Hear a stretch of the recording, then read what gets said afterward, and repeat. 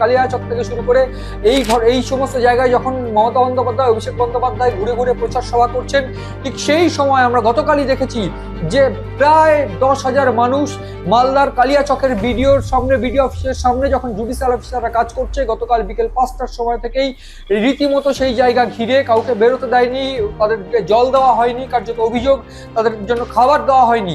এই অভিযোগের পর শেষ পর্যন্ত 8:30টার সময় কলকাতা হাইকোর্টের প্রধান বিচারপতি সুজয় পালের অবজারভেশনে আসে এবং শেষ পর্যন্ত তিনি প্রশাসনের সঙ্গে যোগাযোগ করেন, সিএস এর সঙ্গে যোগাযোগ করেন বিজেপির সঙ্গেও। তারা শেষ পর্যন্ত ব্যাপারটা দেখছি বলে আশ্বাস দিলেও রাত 11টা 12টা অবধি কোনোভাবে তাদেরকে উদ্ধার করা যায়নি এবং শেষ পর্যন্ত ওই এলাকায় পুলিশ গিয়ে তাদেরকে আশ্বাস দেয় বা বিক্ষোভকারীদের আশ্বাস দিলে অবরোধ ওঠে এবং সেক্ষেত্রে তারা বেরিয়ে যাওয়ার সময় তাদের গাড়ির উপর হামলা, শারীরিক নির্যাতনের অভিযোগ। সেক্ষেত্রে 3জন জুডিশিয়াল অফিসার, তারা মহিলাও ছিলেন।